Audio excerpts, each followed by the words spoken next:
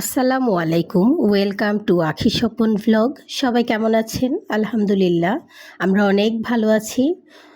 তবে আমার একটু মন খারাপ যে শুক্রবার সকালে আমার বোন এসেছিল, যে বোনের মেয়ে, আমার দুই নাতনি, ওরা চলে গিয়েছে। তো এই জন্য ভীষণই মন খারাপ, বিশেষ করে নাতনিদের জন্য। তো ওরা যে কদিন ছিল বেশ ভালো সময় কেটেছিল। তো রান্না বান্নাও করতে ইচ্ছে করছিল না। তো ফ্রিজটা খুলে দেখি যে মাছ লাগবে, কাঁচা বাজার লাগবে। তো আমার হাজব্যান্ডকে বললাম বাজার নিয়ে আসো। তো ও বাজারে গিয়েছিল, সাথে আমার দুই বাচ্চাও গিয়েছিল। তো ওরা নিয়ে এসেছিল আমার জন্য একটা ফুলকপি, তারপরে হচ্ছে এখানে পেঁয়াজকলি, তারপরে ঢ্যাঁড়স, সিম, তো মিষ্টি কুমড়ো, টমেটো, আর নিয়ে এসেছিল বেশ কিছু সিমের বিচি। তো এখানে প্রায় 2 কেজির মতো আছে। এগুলোকে দিয়ে আমি ফ্রোজেন করে রাখবো। এগুলো আমার খুব ভালো লাগে, শীতের সবজি, আর বিশেষ করে সিমের বিচি আমার খুবই পছন্দের। তো এগুলো প্রথমে আমি ঢেলে নিলাম। আর নিয়ে এসেছিল মাছের বাজার। তো আমার হাজব্যান্ড বিশেষ করে খুব বড় মাছ কিনতে খুব ভালোবাসে। তো বড় মাছ দেখলেই ও অস্থির হয়ে যায় কেনার জন্য। সাথে তো আমার বড় ছেলে আছেই, সেও পছন্দ করে। তো ওরা বাবা ছেলে মিলে বেশ বড় সাইজের একটা মাছ নিয়ে এসেছিল।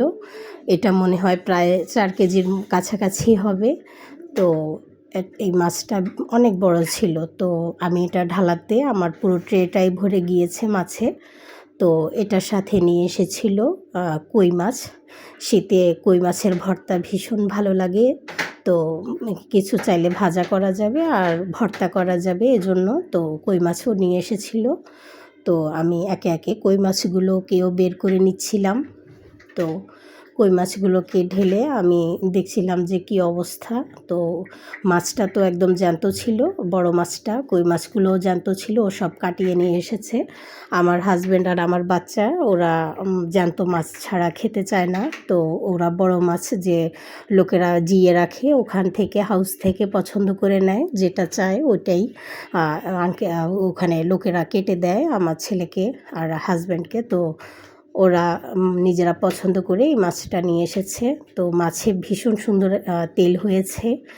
জ্যান্ত মাছের তেল তো খুব সুন্দর দেখতে হয়। তো সব কিছু বাজার আমি বের করে সুন্দরভাবে গুছিয়ে নিচ্ছিলাম।